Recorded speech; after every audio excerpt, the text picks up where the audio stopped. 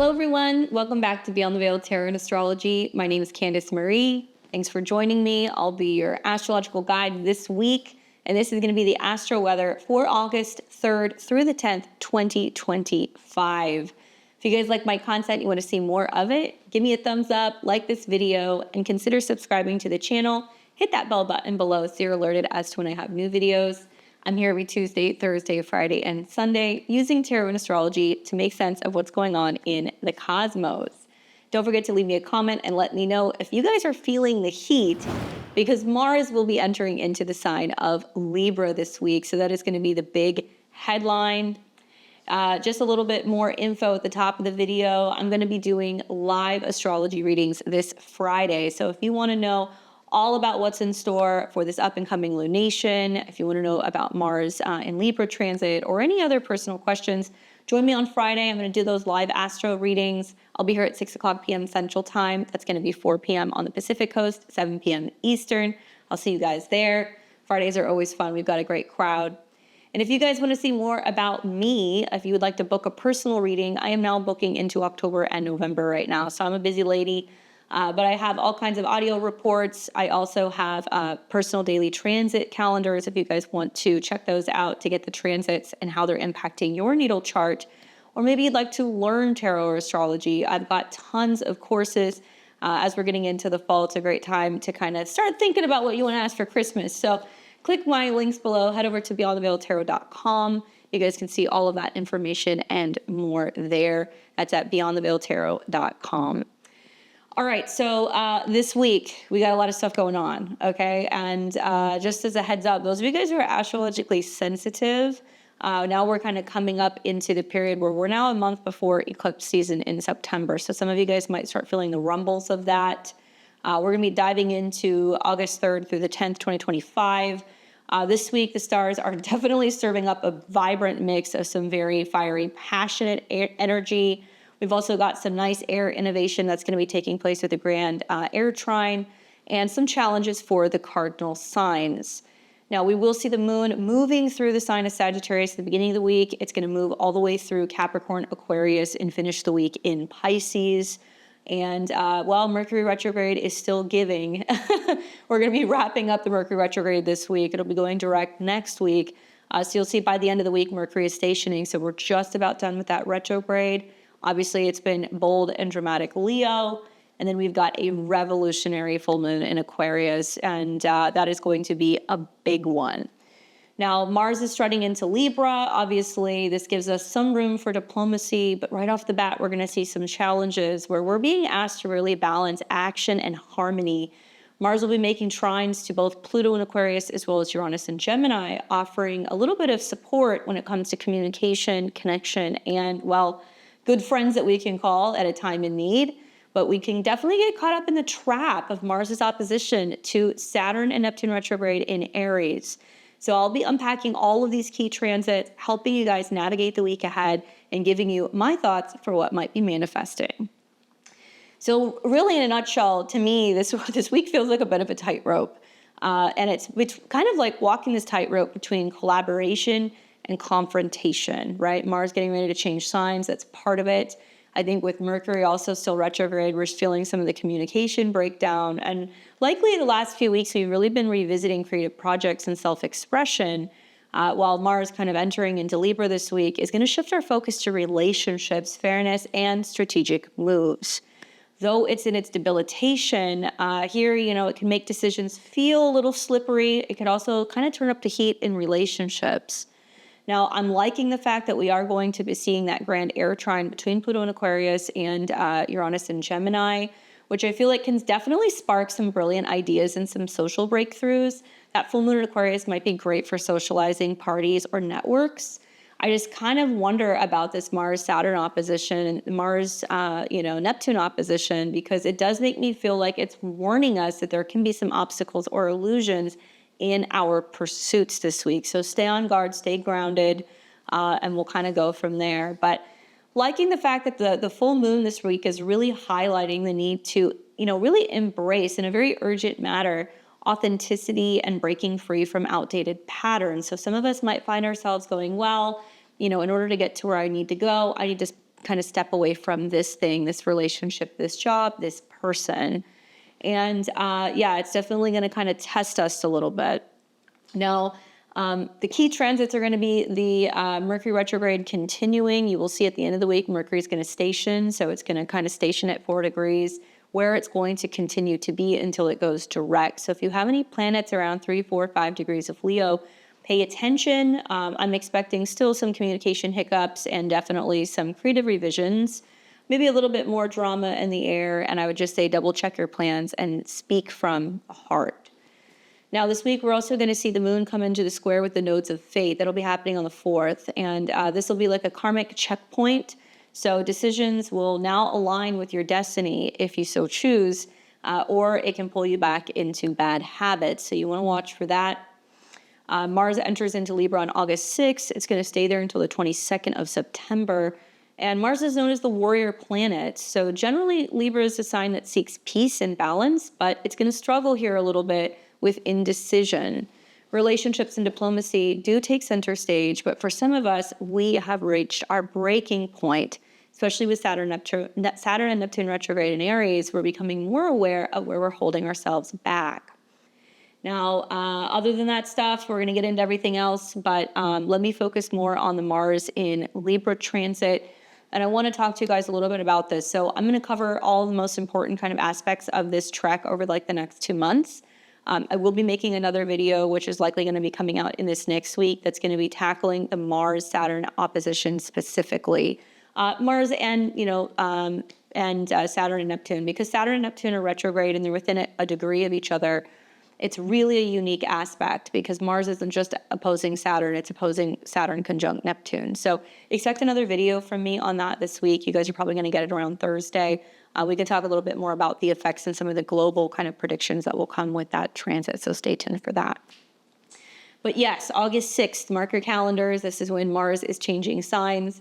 We know that Mars is the planet that rules action, drive, courage, as well as aggression, military, war, and anything revolving around conflict, heat, speed, right? Anything connecting to pedal to the metal, that's very much Mars.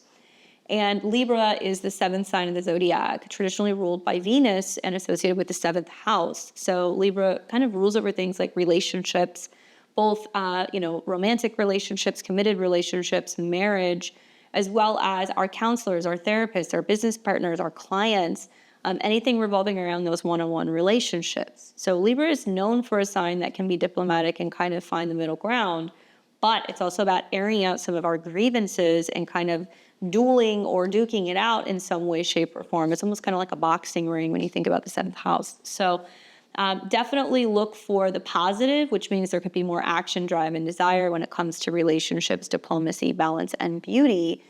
And for those who are going to be affected by this the most is obviously those of you guys who are ruled by Mars. So if you happen to be an Aries or a Scorpio rising, your chart ruler's on the move. And honestly, it's going to face a little bit of thunder right out the gate with some of those oppositions. And my Libras in Libra risings, pay attention, Mars is in your sign. Now, I would also say this will be impacting 0 to 3 degrees of the other cardinal signs. So Aries, Cancer, and Capricorn, you guys are going to be feeling the heat as well. Especially if you happen to have cardinal placements, you're going to see a little bit of some squares and some uncomfortable things that are going to be playing out that's really pushing you for change. I love the frame of mind that Mars in Libra can also bring people that can get us out of our comfort zone, right? Like with Saturn and Neptune retrograde in Aries, a lot of us can be doubting ourselves, or we could be unsure as to whether or not we have the confidence, the grit, or the capability of moving forward. So those of you guys who have been looking to work with like a coach or a career coach, maybe a relationship coach, if you're looking for a trainer, if you're looking for a therapist, this can actually be a time where people outside of ourselves can be encouraging us, pushing us, and kind of saying, hey, stop stalling, don't be afraid, or they can kind of see some of our blind spots and they can really help us grow and evolve. Obviously, communication and teamwork or networking is also really positive with some of the trines. So joining groups, help groups, local community groups, anything like that to help you kind of have more personal accountability for some of the change that you're hoping to kind of make in your life, I think is the easy way out. Now, the core themes, though, of Mars in Libra obviously, seeks harmony in action. but it's in a place of kind of debilitation here. So sometimes we can see Mars in Libra act a little passive aggressive. Sometimes it overthinks decisions, and it can be rather indecisive. So we can see actions that are being taken by other people, putting us in a position of having to make a decision, pick a lane, make a move. Now, this transit will emphasize collaboration, fairness, and strategic moves and relationships, but challenges will arise when the assertiveness clashes with the need for peace. So, with Mars being debilitated in Libra, because Mars is traditionally associated with Aries, it's in its opposite sign. And, Mars in Libra rules Saturn in Aries, which is about structure, as well as Neptune in Aries, which is about dreams. Both of these are retrograde. So it is creating some tension just because we're seeing the opposition and because they're kind of in opposite signs. Saturn is traditionally exalted in Libra. So both planets are not totally thrilled with the signs that they're in. And it's going to be creating tension between discipline action and idealistic visions. This week, guys, I'm telling you, patience and clarity are key to avoid chasing illusions or blow-ups that are not necessary. Now, Venus is the dispositor of Mars for the next several weeks. And the positive is that Venus is in Cancer. We've got Venus and Jupiter, the two benefics in the same sign. They will be coming into conjunction in August, so that might soften some of the intensity that we see from the opposition. And obviously, this is a more nurturing kind of emotional sign for Venus to be in. And a lot of the conflicts that can be kind of coming up in relationships with the Libra-Aries axis getting hit is stuff at home, right? Growing pains. Venus-Jupiter is like growing pains in our home life, or female relatives coming to visit, or tension over, kind of expanding a home, getting married, having kids, needing to move, positive changes that are kind of happening in the home, but it also can take us away from those who we love the most. We might need to be traveling, we might need to be supporting parents. So these are kind of the things that are happening over the summertime. And the positive is that, it'll soften the edge of Mars in Libra, and it'll encourage actions rooted in care and connection. So how far are we willing to go for those that we love, right? And sometimes, a little bit of distance actually can make the heart grow fonder when you see some of these oppositions. Now, I'm also thankful to see that we're going to see a grand air trine this week. So obviously Mars in Libra, bringing action to relationships, trining Pluto in Aquarius, which is going to put an emphasis on our friends, our networks, our communities, our dreams. And it will also be trining Uranus and Gemini, where we have more opportunity for spontaneous communication, travel, as well as learning. So the area alignment really fuels revolutionary ideas, unexpected collaborations or conversations, and transformative communication all around. So it's definitely a stellar time for networking and brainstorming. I think this can be actually really beneficial for better understanding each other, making new friends, planning social events. Now, in terms of what you guys are going to want to watch for with Mars in Libra, it's definitely indecisiveness, right? Indecisiveness, people pleasing, especially with Saturn and Neptune in the opposition position. I think a lot of people can go wow, this certain relationship has become draining, or they've become demanding, or they're expecting, and I just don't know how I can keep showing up in this relationship and honoring myself. And you're going to feel that tension of being pulled in two different directions. So maybe those of you guys who are astrologically sensitive, you'll feel this a little early, but conflicts do arise when we see Saturn and Mars in opposition. So the Saturn-Mars opposition is going to happen first, and that'll be on August 8th. And then later in the day, we're going to see Mars in opposition to Neptune in Aries. So putting these two things together, this may bring delays. It may also challenge our boundaries in relationships and bring up confusion in relationships or goals. Don't jump to conclusions, right? Don't make assumptions about other people's actions. You may not be seeing things so clearly. And our own insecurities can actually stir the pot in relationship to other people. We also want to watch for over-idealizing partnerships or projects. We got to stay grounded if at all possible. And I think to make the most of this transit is channel Mars's energy into something that's going to be more creative collaborations, focusing on diplomacy, and obviously advocating for justice. Practice assertive communication without sacrificing your kindness or your own boundaries, and use the grand air trine to launch innovative projects or connect with like-minded people. Maybe use this as a time to reflect on relationship dynamics and set boundaries with compassion if at all possible. So for the dates that we're going to want to watch, I'm going to go through the most important kind of treks for Mars throughout this transit. Obviously, August 6th through about the 22nd of September. So we got about 6 weeks of this transit. Click the links below. If you hit the description, you're going to see not only all of the transits for the weekly astro weather, you will also see all the important dates for Mars in Libra. Well, we're going to kick off first with the 6th, and that's going to be when Mars moves into this sign. And something I want to remind you guys is that we got planets on the 0 degree point, okay? So Venus has moved away from it. Saturn is retrograding back towards it.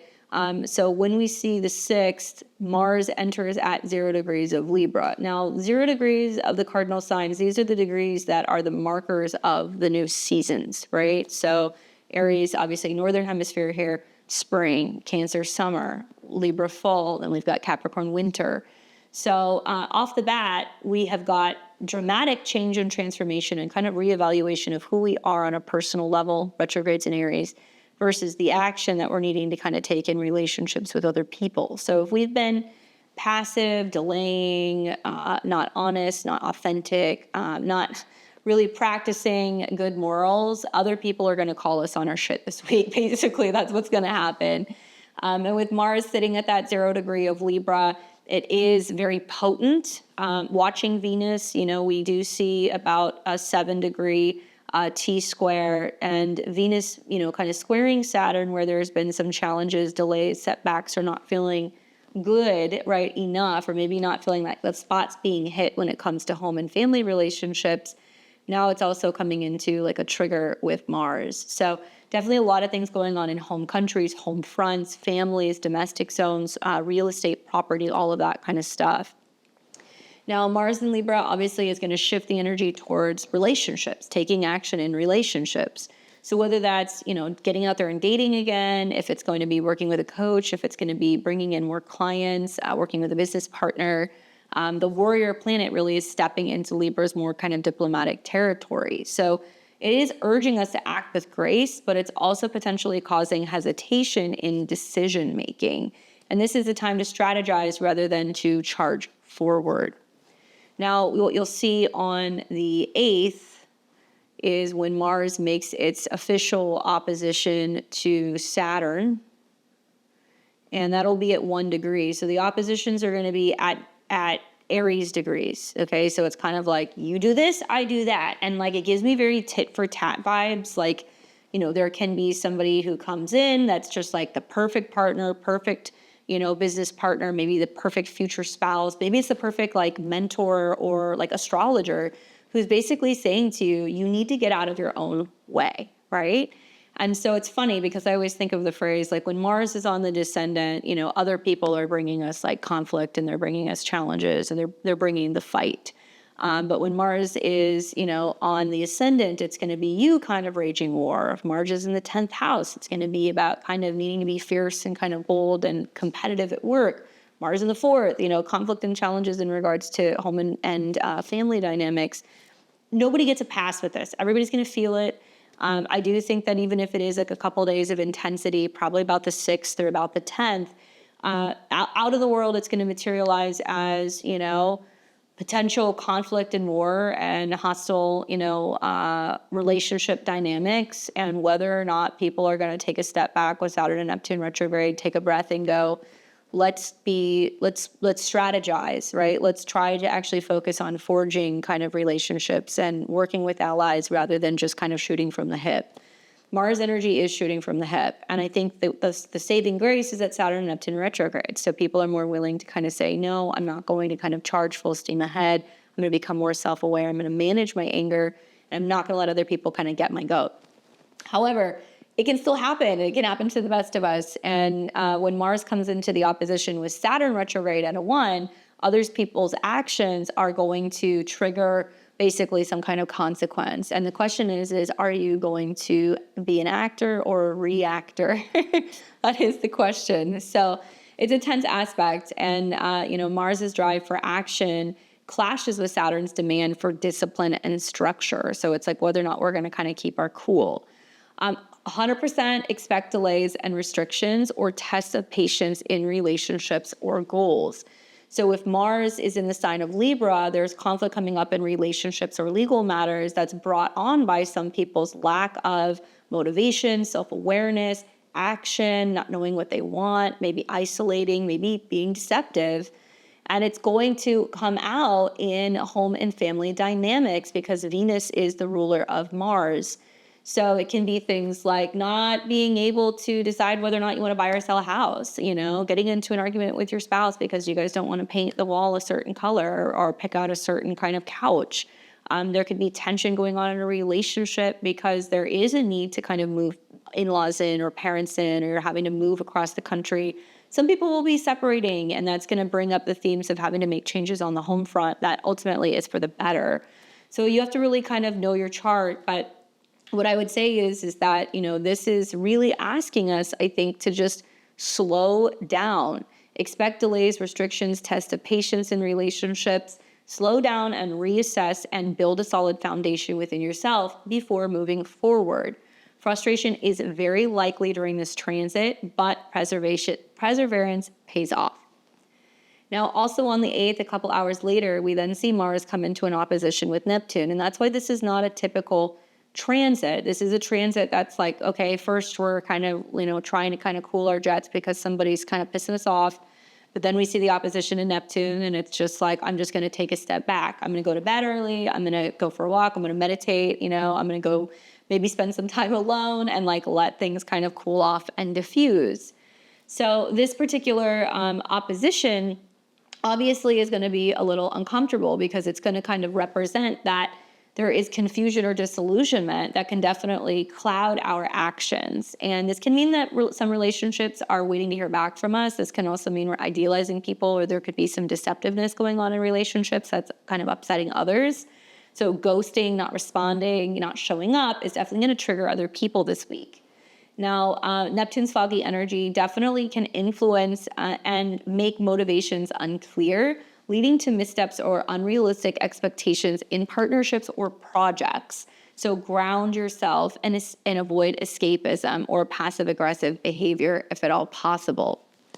Also on the 8th, we will see Mars come into a trine with Uranus in Gemini. So even though this is a tense aspect with the Mars, Saturn, Neptune opposition stuff, Mars is trining Pluto, and it's also in a trine to Uranus. So it's really enacting that grand air trine, which I think is the way forward personally. This will create a burst of inspiration and unexpected opportunities, right? Uranus and Gemini. This can be, basically harmonious aspects that bring exciting collaborations, especially in communication or social endeavors. So think with your community, your networks, your friends, even with people online.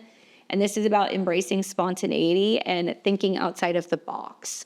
So for some people, it's going to be having a conversation that changes things and it changes the perspective in a relationship dynamic. For others, it's hey, there's spontaneous road trips or travel that's kind of coming up, and it can kind of break up some of the intensity between you and another person. And like I said, a little bit of absence this week definitely makes the heart grow fonder.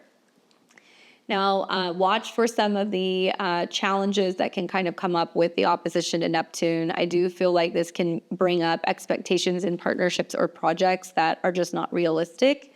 And we want to avoid escapism or aggressive behavior with other people. And then also on the 10th, we see Mars trine Pluto. So that's very powerful because these are the two kind of heavy hitters in astrology. And Mars's action in Libra is harmonizing with Pluto's transformation when it comes to our goals and our friends or social networks. So it's a very powerful transformative aspect that will definitely amplify your ability to make strategic moves in relationships or collective goals. Likely this trine is going to bring some kind of intensity and focus, but it's here to help us align with long-term transformation. So we want to use this energy to deepen connections and also, pursue some of our more ambitious kind of visions.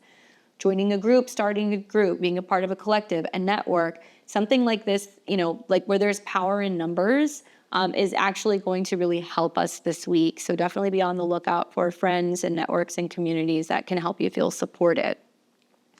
Now, a couple days later, on the 14th of August, we will see that Mars is going to come into a sextile with Mercury. And by this point, Mercury is now direct. It's still in shadow, but it's direct.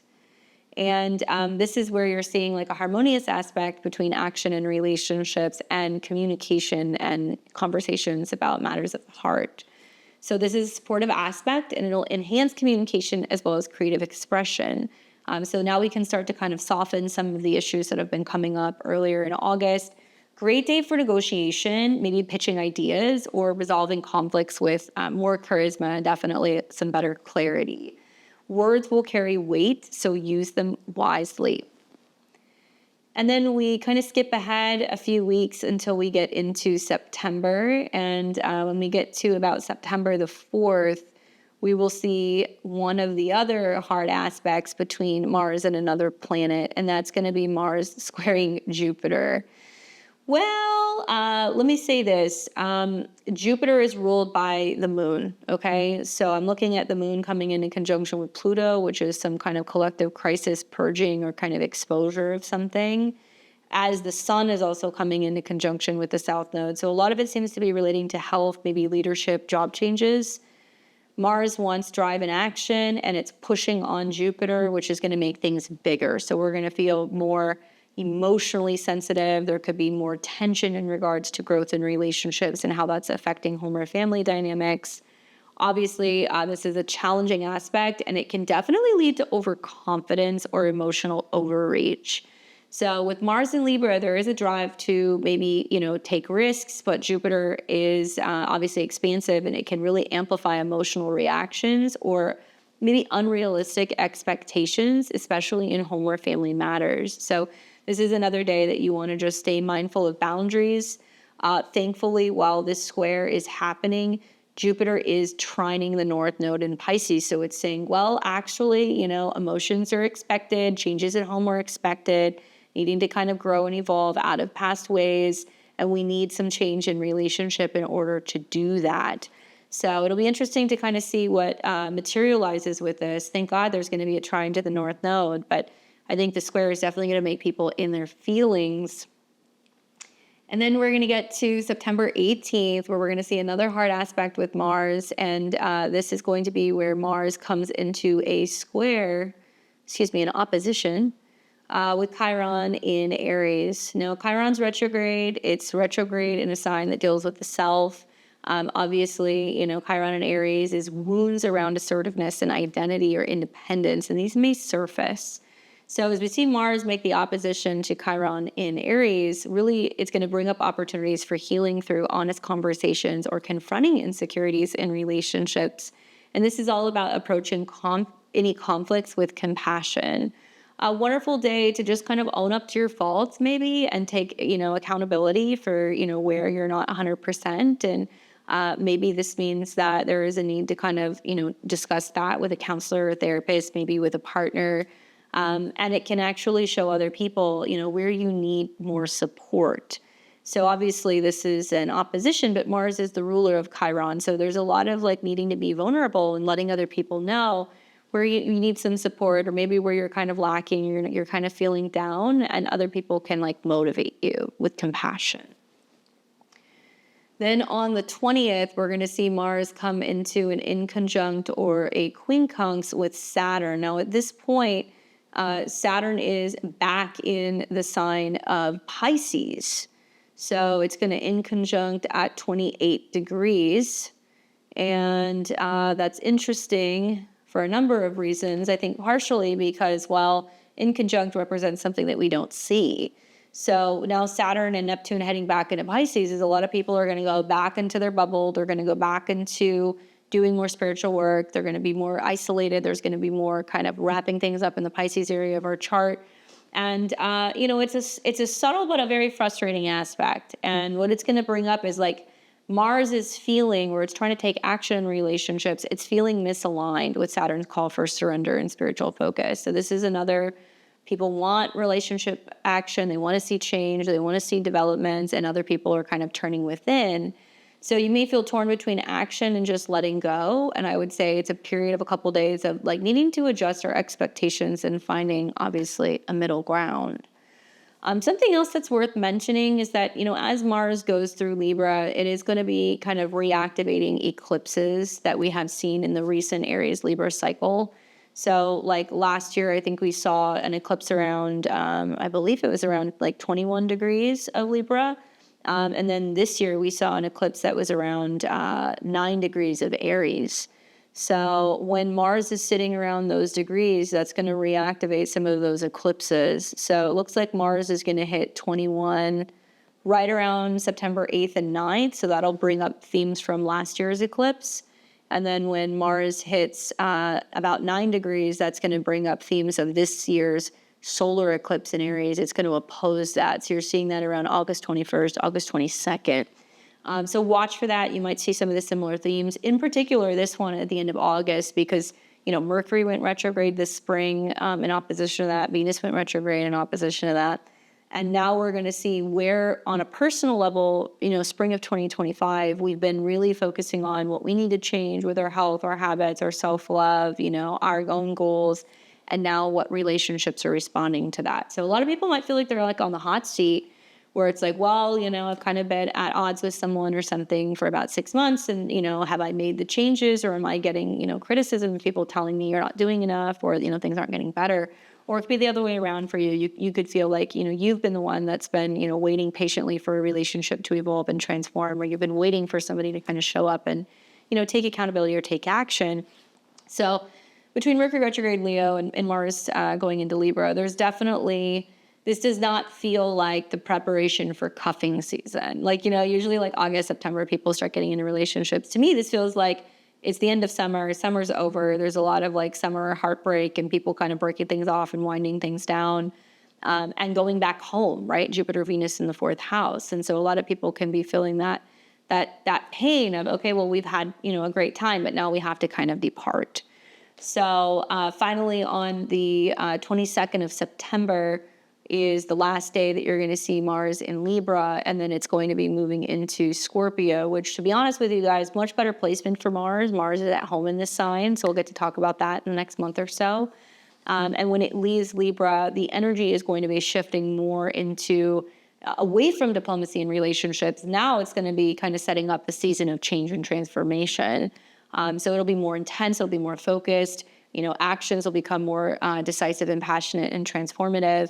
I've been telling many clients in recent months, I'm like, if you guys want to get your cosmetic surgery, you guys want to go, excuse me, if you guys want to go and do your Botox, or you're wanting to do your, anything in terms of like lasers and heat or whatever, this is going to be a better time to do it, because as Mars goes through Scorpio, it's going to be coming into trines with the North Node in Pisces, Saturn and Neptune in Pisces, Jupiter in Cancer.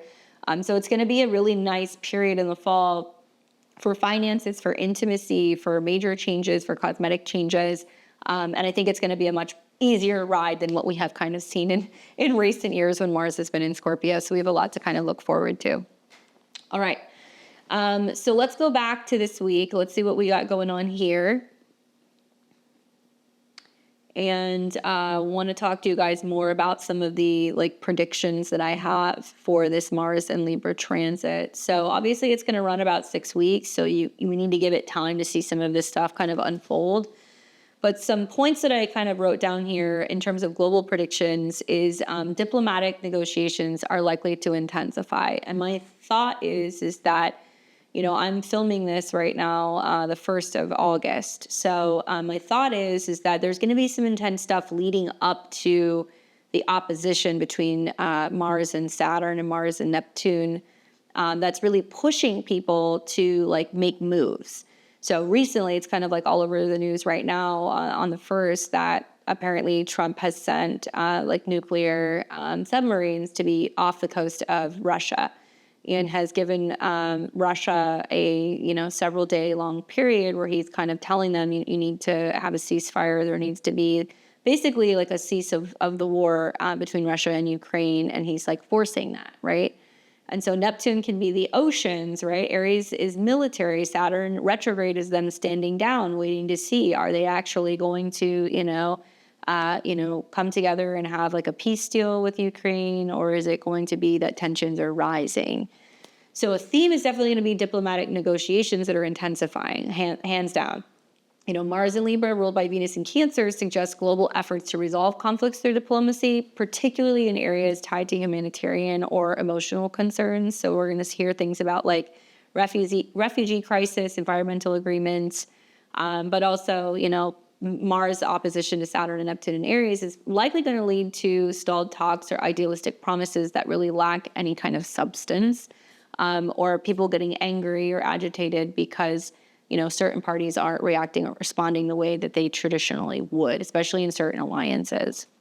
Now we can see social movements gain traction. I think a lot of it's because of the grand air trine. So, Pluto and Uranus is going to fuel collective activism, especially around technology or innovation, transportation, education. So I'm expecting some breakthroughs, I think, in grassroots movements or maybe unexpected alliances in global politics. You can't talk Libra without talking about legal battles and fairness. So Mars in Libra is definitely emphasizing justice, potentially sparking some high-profile legal cases or public debates over equality and ethics, while Saturn's opposition may delay resolutions and Neptune's influence could muddy public perception. So a lot of people getting angry or agitated over how something goes legally, not really truly understanding what's happening or what the verdict may potentially be or why things go a certain way. Now, relationship dynamics will be in the spotlight. You see that every time Mars goes into Libra. So globally, I'm focusing on partnerships, particularly between nations, organizations, or let's say like leaders, will be tested. And I think with Mars pushing for balance, but creating tension with power imbalances that are going to be glaringly obvious during the next week. Now, personally, a little bit different. Obviously, on a personal level, some of us are going to see some relationship shifts. And I think with like Mars and Libra really energizing our partnerships and prompting us to address imbalances or advocate more for fairness. So expect negotiations, that's possible, but also conflicts that can be in romantic, business, or social relationships, especially around August 8th when the opposition happens between Mars and Saturn and Neptune. That's when it's going to be peaking. Now, a great week for creative collaborations. I think the grand air trine is really inspiring innovative projects. So if you work in creative or intellectual pursuits, if you work online, anything revolving around kind of like having clients or relationships or doing anything digitally or remotely, I think it'll go well. And we can really connect with new allies or maybe even launch ideas that really resonate with a broader audience. So I think some people are going to kind of realize it can be beneficial to work with certain partnerships, and that can kind of boost us or kind of prompt us, to kind of like have more accountability and really show up and do more. While others are going to go, actually, it's time for me to go my own way. And, in order for me to do that, I have to kind of cut like cords with certain people that I'm kind of partnering with. So something that I think about is just like that indecisiveness of Mars and Libra and the inner conflict that can kind of be going on with Saturn and Neptune retrograde in Aries. So with Mars being debilitated, it leads to hesitation or some kind of like passive-aggressive behavior that's pretty common. And you might struggle to assert yourself directly, especially if you're trying to please other people. So that's not something we want to be doing this week. Obviously, as we get into September, we will see Mars coming into opposition with Chiron, and that's going to offer a chance to kind of heal some of these wounds, but we're still more than a month out from that point. Focus on transformative action, especially around August 10th when you see Mars, Pluto, and Uranus all forming a trine to each other, likely empowering you to make some kind of bold moves in relationships or personal goals. And this is really meant to help align you with deeper transformation. So it can be a great time to strategize and also act with intention. Stay tuned for that second video that I've got for you guys coming up soon on the Mars-Saturn opposition. I want to talk a little bit more about that. Maybe we'll look at like previous cycles where we've seen some of those oppositions. And obviously this is a cycle that really kind of dates back to when we had Mars in conjunction to Pisces. So some of the conflict and tension that's kind of going on now dates back to when Mars was conjunct that and a few other planets, I believe. Let me go look and see when that was. It was a while ago. So let's see, we'll come back to August 3rd here. When was Mars last conjunct? Okay, so there was the retrograde. Okay, so this dates back to what was going on in the spring of 2024. There we go. So when Mars and Venus and Saturn, I remember these transits were all conjunct. So you put a pin in this date, like right around mid-April 2024. Mars and Saturn were conjunct at 14 degrees of Pisces. So now that it's in the opposition, it's in different signs, but it's in the opposition, which basically means whatever was seated during this time, now it's coming up for reevaluation. Well, look at what was going on. Not only was Mars conjunct Saturn, but Mars was the dispositor of Venus, the North Node, Chiron, the Sun, and Mercury. This was right around the time that we had the solar eclipse at 19 degrees of Aries, exactly conjunct Chiron. Wow. So that tells me that it's a lot of what warfare, I would call it spiritual warfare actually in Pisces, like Saturn and Neptune and Mars is kind of like what was going on in terms of, like propaganda, what's been going on in terms of like public, mass kind of disclosure that would eventually come up, what's been also going on with Pisces things, immigration, borders, hospitals, psychological issues, drug issues. And it could be connected, to like pharmaceutical stuff. I mean, I think it is, because this eclipse was right here and it was conjunct Chiron, and it was about the things where people were getting wounded. Wounded in what? 19 degrees, relationships. Holy cow. I mean, I kind of feel like it's like there was like this cutting and severing of the relationship to the self. And it was being brought on by, things that we can't see, but it was anger, frustration, hostility, limitation. And I also think several years of people just kind of getting sick of feeling like isolated and separated, and how it's actually created a lot of individual issues and then relational issues on top of that. So now that I'm looking at like the seated moment of this, I really feel like Mars hitting that square to Jupiter is going to be very significant. So let me go back to my notes here and look at this. When was that? So when Mars squares Jupiter around September 4th, because it's going to be right around the same degree, we're in 2025, duh. All right, there we go. When Mars squares Jupiter, because it's going to be right around that same 19 degree, pay attention. I think a lot of this is going to be legal stuff that's coming up post-COVID. I'll just leave it at that. And I've talked about that on my X account. But so this is a square here to here. And obviously Jupiter does deal with law and, legality more than Saturn, believe it or not. And this is at 18 degrees. So it's about health related matters. So health of relationships, health of family. And then boom, this is going to hit 19 degrees around the 5th and the 6th of September. That is going to be something to watch because it's connected to that cycle. So for what it's worth, let's see what happens. But definitely legal matters, lots of legal matters coming up. And I've heard a lot of people breaking up, separating. I've heard a lot of issues like people are like, well, I need to separate, but I need to figure out finances. I've heard a lot of people who are like separating, but they have a kid. And I think a lot of that's just Venus's influence on the Mars transit in Leo. So we're going to see how that's kind of going down. All right, enough astrological investigation for me. So let's go back to the 3rd. Let's kick off the week. We're going to talk about Sunday and what is happening for the week ahead. So if you guys are watching on Sunday, happy Sunday to my Sunday crew. Thank you guys for joining me. I hope you're well and you're enjoying what is left of your weekend.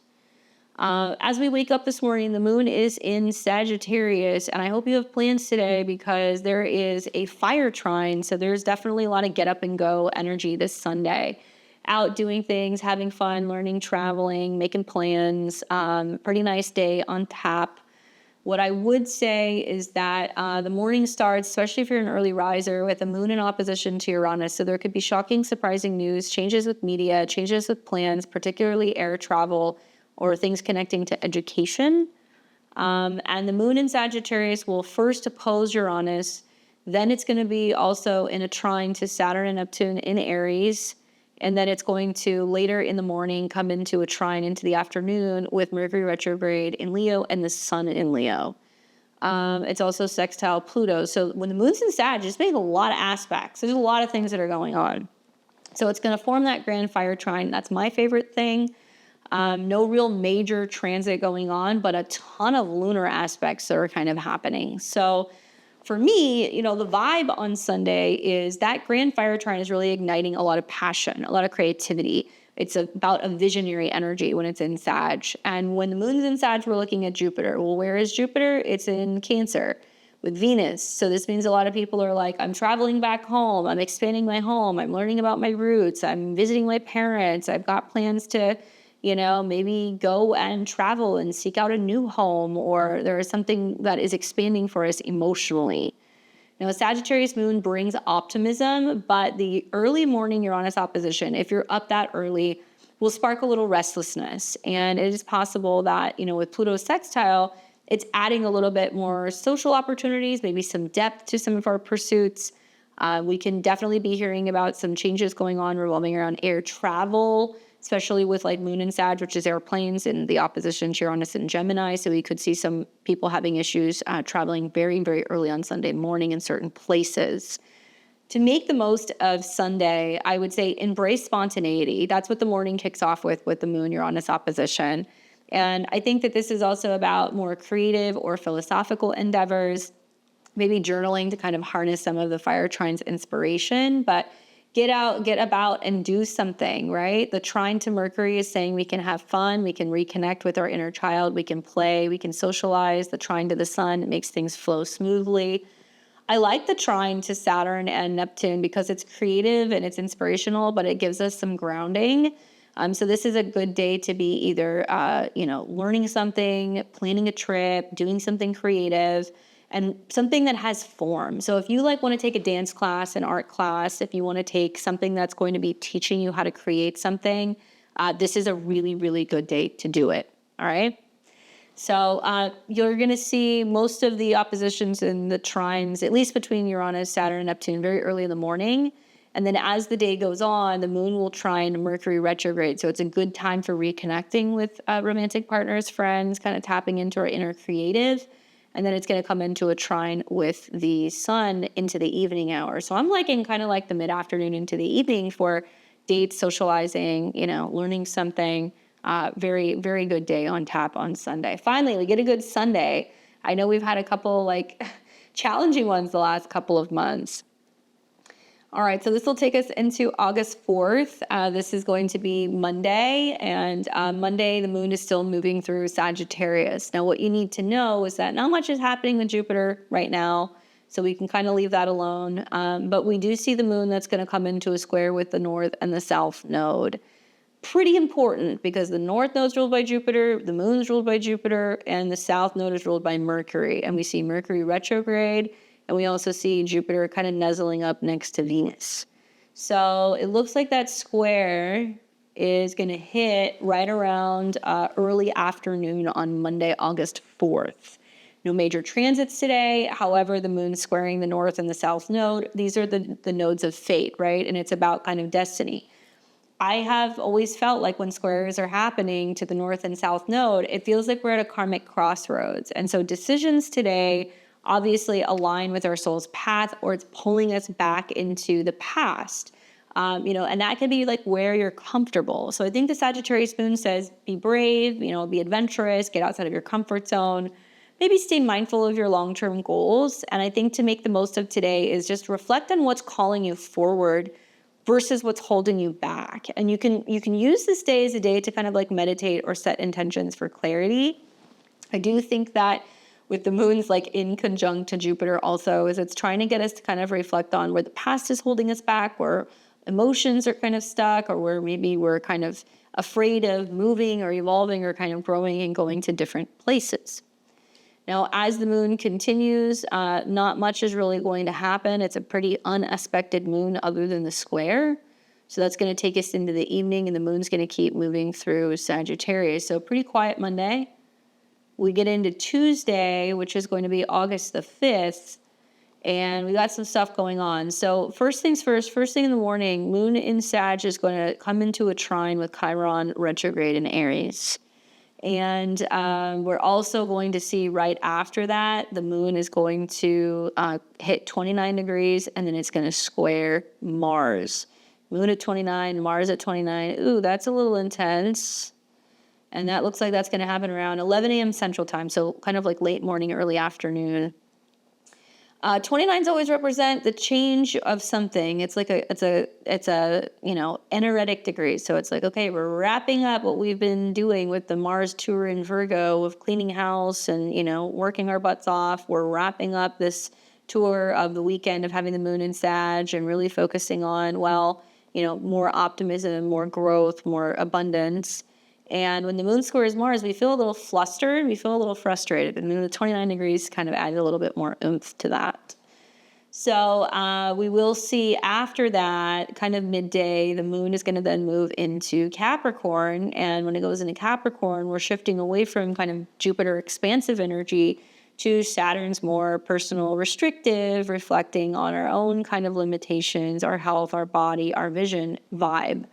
And then the moon's going to square Saturn right off the bat. So what you're going to find on, the 5th, on Tuesday, is that things get a little uncomfortable once you get to midday, because that moon's going to keep moving. It's going to square Saturn and Neptune, which is going to create some emotional issues and tension between what we have to do, showing up, being, productive, being at work, being responsible, versus feeling kind of like unsure, lost, confused, or feeling like, we're losing speed or momentum. And then as the day goes on, then the moon is going to start coming into an opposition with Venus, and that'll be in the evening hours. So it's going to create this cardinal T-square that's going to make Saturn and Neptune the focal point.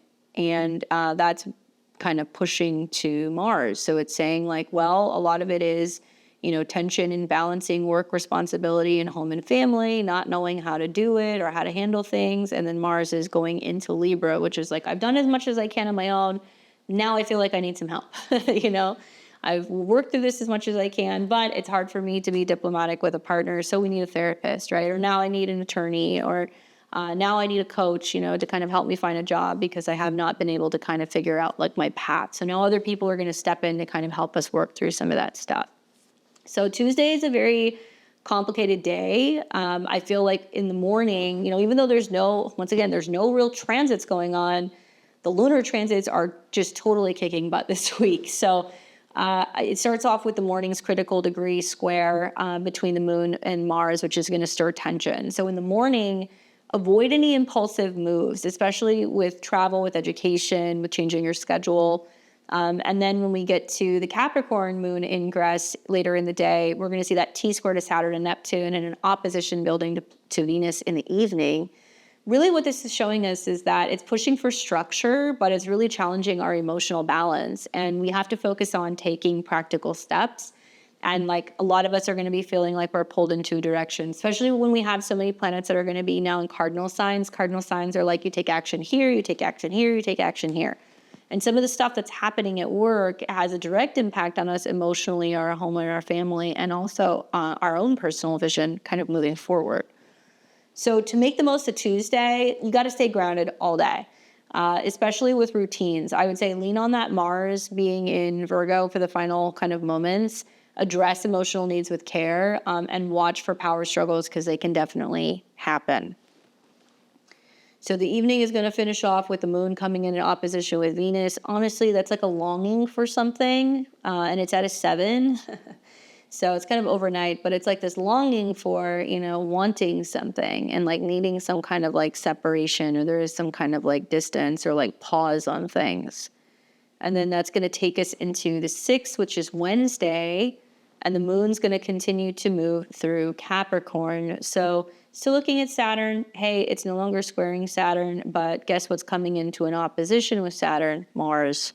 We're starting to feel that. So what we're going to see happen is that the moon in Capricorn will oppose Jupiter in Cancer very early in the morning. Then we are going to see it come into a trine with the south node and a sextile with the north node. That'll be happening later at night.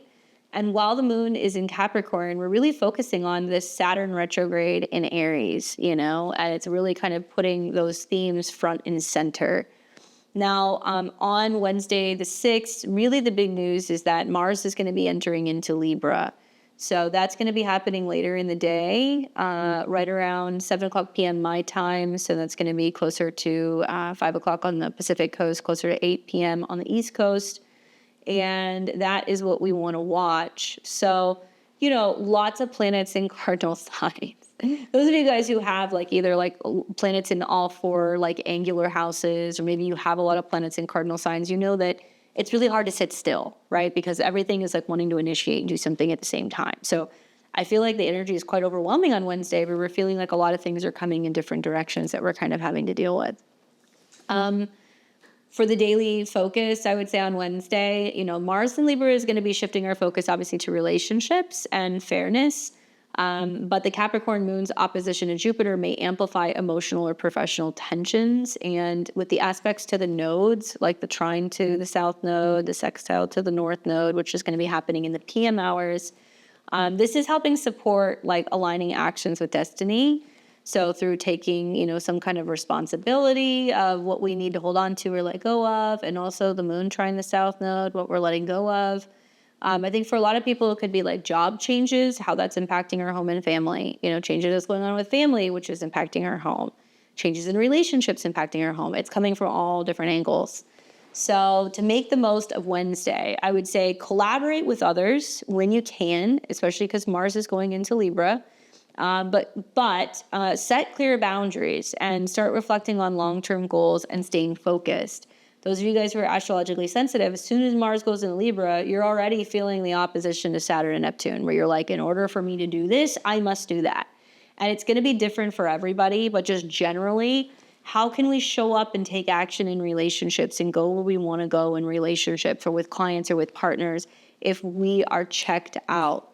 If we are doubting ourselves, if we are not feeling well, if our health is not, but if it's not well, if we are drinking, if we're not sober, if we are depressed, if we are feeling isolated and alone, how can we show up and be 100% in a relationship if we ourselves are not 100%? This is, I think, what Chiron and Aries has been teaching us. This is what Saturn and Aries has been teaching us, that there are people out there who want to work, collaborate, and be with us in some capacity. It's us ourselves that are holding ourselves back. Saturn and Neptune and Aries could be literally keeping yourself in your own prison and doubting yourself or telling yourself that things won't work or that you'll never find love or that you'll never find, you know, the perfect business partner, or that you'll never find enough clients or whatever, when in reality, what is going to manifest is what you're telling yourself. You create your own reality, Saturn, Neptune, and Aries. So if you're feeling stuck, you like need to listen to some motivational speaking this week. You need to go and listen to some Esther Hicks. Maybe you do or would benefit talking to an astrologer or talking to a therapist, or maybe just sitting down and having a heart-to-heart with your spouse and being like, I need your help. I don't know where to start. What am I going wrong? Because these people who are outside of us can actually help us, and they can be very inspiring, help shift our thoughts, and also help us become more aware of our goals, right? So I would say, those nodal aspects that are happening later in the evening is supporting aligning our actions with destiny, collaborate with others, set clear boundaries, reflect on long-term goals, and stay focused on Wednesday. So we keep moving now. We're going to go into Thursday the 7th, and the moon is still in Capricorn when we wake up. It is beginning to come into a square with Chiron and Aries. You're going to see that kind of like in the afternoon. And then the moon is going to change signs. All right. So we're not going to see too much going on with the moon here. So it looks like it's going to catch a square to Chiron. And honestly, that's like where overworking, overdoing it, too much responsibility is putting a lot of pressure, heat on us personally, or we're feeling like incapable, or we're dealing with wounding issues, especially when it comes to showing up and being able to be at work or being responsible in some capacity. And then we're going to see the moon that's going to enter into Aquarius. So the vibe changes pretty dramatically on, I would say, Thursday night, going into, it'll even be Friday morning. But what I like about this is that on Thursday night, when the moon goes into Aquarius, yes, it's going to conjunct Pluto. So that's intense in its own right, because it does bring up this like powerful need for emotional purging and change, and the collective is going through a change. So there can be shocking and surprising things going on. But the moon is trining Uranus, which is the dispositor of Aquarius. It's sextiling Saturn, other dispositor, and it's trining Mars. My goodness, I'm curious to see what's going on with the news on Thursday night. No major aspects, nothing is happening, but we've got a grand air trine. We've got the moon that's going to be sextiling Saturn and Neptune, trining Uranus, trining Mars. And the only thing you are going to see, and this is later in the evening, is that the moon is coming into an opposition with Mercury. So it's going to be happening pretty much overnight into early, what will be Friday morning. So staying on Thursday, I think the morning Chiron square can trigger insecurities for some people. And the Aquarius moon's ingress, that grand air trine with Mars and Uranus, sparks brilliant ideas, opportunities for social connections. Pluto's conjunction with the moon adds major transformation to the collective and also in terms of our future plans. Thursday is the day that I want you to be networking. I want you to set some time aside to brainstorm, maybe launch an innovative project. Definitely embrace authenticity, because as the moon's going into Aquarius, it's that build up to a full moon. And this is going to be about really being authentic in your interactions with other people. Now, if you're an early riser on Friday, August the 8th, very early in the morning, the moon is in opposition to Mercury. So this is a lot of I think people are going to wake up in the morning and go, did you hear the news? It's like, what's going on in social media? And it's going to be about, Leo, performers, celebrities, Hollywood, younger people, children, drama, friends that are trying to kind of, give us information about what's kind of happening in the world, or us kind of, having some shocking kind of conversations or communication. So with the opposition to Mercury, which by the way is now stationing. So now on the 8th, it's at the degree which it's going to station, it's going to go direct. This is where the Mercury pre-shadow began. It basically means that it's going to be hard for us to feel like we can, on a personal level, connect and communicate with other people, or there's some disconnect. Ooh, are we going to see a social media platform go down? Are we going to see some internet outages? Are we going to see some media blackout of some stuff? One could only wonder. I think that the full moon in Aquarius is just going to blow the lid off of some of the things that have been going on with some of the more recent mainstream, kind of topics, stuff relating to the list, stuff relating to these celebrities that have been on trial, stuff revolving around some of these political scandals. The full moon in Aquarius is gonna kick that off in a very big way. So I wonder if early in the morning it's a lot of people realizing or finding things out.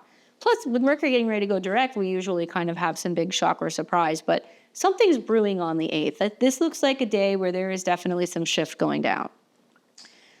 Key transits for the 8th. Well, this is the fun day that Mars in Libra will oppose Saturn retrograde in Aries. All right, so let's move this forward a little bit.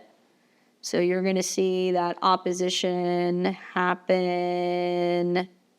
Thankfully, it's in the PM hours, but it's still going to happen. So we've got people in all different time zones. But right around the time of the full moon, which is going to be first thing in the morning on the 9th, at least in my parts, Mars opposes Saturn at a 1. Okay? So that's happening.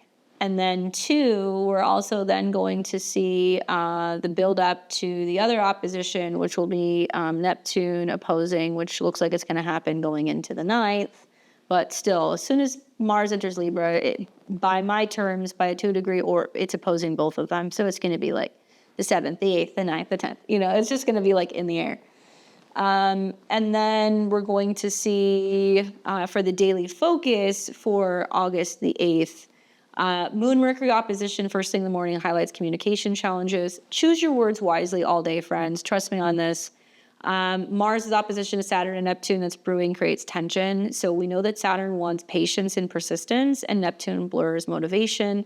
I think the Uranus sextile and the Uranus trine really brings unexpected solutions. And I think Uranus and Gemini is so fun because it's you could have that phone call, or you pull that tarot card, or maybe you're using an app or something that's AI related, and it gives you some solution, and you're like, oh, okay, this is how I work it out, and it can actually give us the necessary support that we need, or it diffuses things.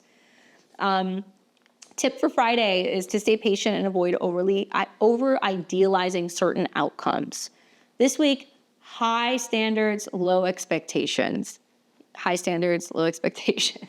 If you have high standards, you maintain those standards, and you're not surprised if somebody doesn't show up, or somebody fails, or they let you down, or whatever. You're not going to take it as personally. And I think if we can really focus on trusting some of the intuitive flashes that we're having about people, places, relationships, things, we can actually have some really great creative problem solving and we can find our way out, right? My God, Pluto trine Uranus and Mars, that's going to be fun. I don't know what it's going to be, but that's going to be some big news. And it could be big news revolving around nuclear stuff, big news revolving around changes with media, legal matters pertaining to media, pertaining to, news, the collective becoming aware of some of this stuff as well. All right, so that's going to be the 8th. We're going to move on to Saturday, the 9th.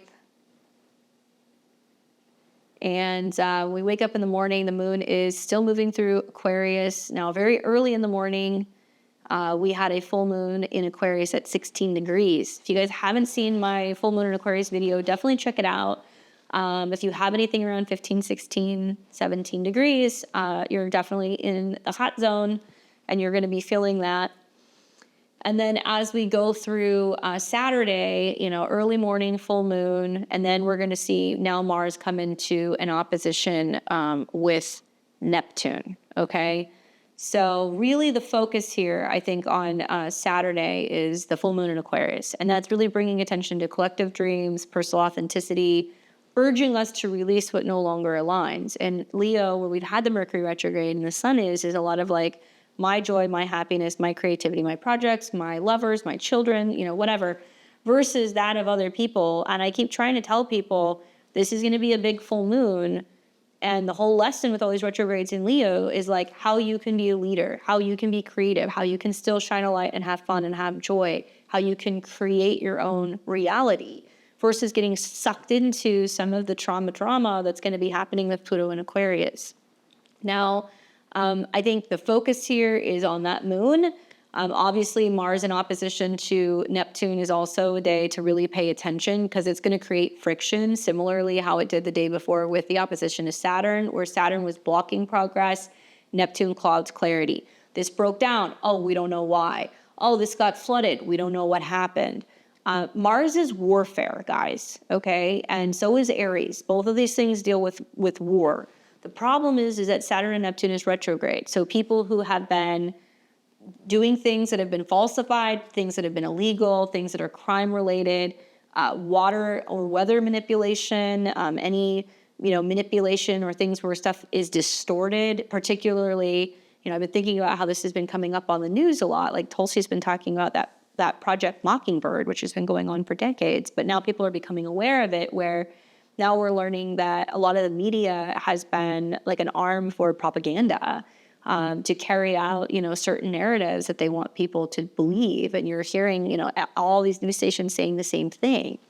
And so I'm wondering, is a lot of this going to be about that? Now, is there going to be some kind of swift action where we're trying to kind of wake people up and make them realize that a lot of this conflict and stuff that's been going on and people getting angry and being hostile and believing what they've been told on the media, now is there some sense of freedom? Is there some sense of actual legal matters that are moving forward where we can like look at it and go, this has happened, this has been happening, and this is what we're trying to kind of seize? I don't know. I can only hope. But I think that it's very difficult to find clarity when you're dealing with Neptune. And I think that just with Mars being in Libra in opposition to Neptune and Saturn, some people are just going to have an instinctual feeling that's like, that's not a good person for me to be around. It's not a good match for me, where that person is going to be a little too much, or, they've got some hostility towards me, or maybe it's just a sense of also being like, they want something from me and it's not necessarily a good move, or you just can't quite put your finger on someone, versus other people who are going to be like, I keep calling them, I keep showing up, I'm trying, like, why aren't they ready? What's going on? Why are they avoiding me? So we're going to see a lot of that. And I would say, like, don't push it. Especially in relationships or goals. And we have to really kind of stay grounded, give it a couple days for this energy to kind of clear. Maybe I think to make the most of Saturday is do something fun for the full moon. Like spend time with other people. Like the Mars trine Pluto and Uranus is like, get out of town, travel, go to a different part of town, go and visit your friends, have a party, have a get together, join a club, start a club. Do something that celebrates your unique vision and avoid confrontations and focus on long-term clarity. Where there's tension and separation and strife in relationships, or there's lack of support, find that in a different way. Go and find that in a more platonic way or in a community-driven way, and focus on long-term clarity. And then we move forward throughout the day. The moon's going to keep going through Aquarius, not really going to make any aspects, still doing its thing. And then in the overnight hours, the moon will shift into Pisces. And this is bringing us to Sunday, August the 10th. So when we wake up, the moon is in Pisces. Very early in the morning, it will come into a square with Uranus and Gemini. So make sure you set those alarms if you need to be up early on Sunday. Could be some weather changes, could be some changes of plans too. You know, naturally, like when the moon was in Sag, it was very, on the Sunday that you guys are watching this, on the 3rd, very social, right? And then we get in the beginning of the week and it's like very work oriented. Then we have the full moon in Aquarius, a little bit more social. And then Sunday, things feel like a little bit more kind of quiet behind the scenes because the moon goes into Pisces. So it's much more about, private time, quiet, reflecting, meditating. And that square to Uranus means that there could be some scheduling changes or some weather changes. We can feel a little kind of jumpy. And we will see as the moon is going through Pisces, it's going to be coming eventually into a trine with Venus and Jupiter, which is really nice. And this is also the day that Mars is going to trine Pluto. So this is like a very powerful day for relationships and allies and unity. So moon keeps going through Pisces. We're looking at Jupiter. We'll look at what's setting up. As of Sunday, you guys are going to start feeling the effects of the highly anticipated Jupiter-Venus conjunction, which is arguably one of the better conjunctions that you can kind of see between Venus and Jupiter because Jupiter is in its exalted sign. Maybe second to that of, I would say Pisces, Pisces would probably be the only better one that you could find. So usually we only get this every 12 years. We're going to get one actually in this next week. We're going to get another one next summer. Yes. And you'll start feeling the effects of that. And then the key transit is the Mars in Libra trine Pluto. So this is still another really kind of social day. It is at a 2, so it's about feeling more solid and committed with relationships and partnerships. It is a money degree, so it could also mean that there is some positive things manifesting through kind of aligning with certain groups or people and like certain relationships that could be fortuitous financially. And we're feeling the effects of that Venus-Jupiter conjunction because Jupiter rules the moon. So with the Pisces moon sensitivity, kind of pairing with the Mars-Pluto trine, it's very interesting because to me, this feels very empowering. It also feels like there can be a lot of transformative action in partnerships, particularly platonic. And then the Venus-Jupiter conjunction that's kind of setting up brings lots of emotional warmth and abundance. Just in the early morning, the moon square Uranus, if you're up, it's going to feel a little jumpy and a little restless. So we want to kind of channel that energy maybe into just relaxing, doing some breath work, chilling out. And to make the most of the day, definitely deepen connections. Take bold strategic steps in relationships with Mars trine Pluto or in projects, and definitely embrace the emotional generosity. This can be where people are really starting to feel some good things. As we're getting into August the 11th, that moon's going to come into conjunction with the North Node. It's going to trine. So Sunday, Monday, these are going to be really, really good days for love, money, relationships, and abundance. All right. Quite the week, huh? To have a Mars-Saturn opposition while we have a grand air trine, while we have Venus conjunct Jupiter. It's like 2025 is some of the wildest astrology I've seen in a couple of years. There's quite a bit of stuff going on right before eclipse season too. Well, with that being said, let's talk about Mars in Libra. Let's talk about where it's going, what it's doing. Obviously, you guys know we've got about 6 weeks of this, but I would love to show you the transit and give you some ideas as to what Mars in Libra is going to be cooking up for the 12 rising signs. Now, as a reminder, I'm a Western astrologer. I practice Western astrology, not Vedic. I'm going to be looking at this under the lens of the whole rising signs, especially since Mars is entering 0 degrees. So it's going to be covering all of the territory of the sign.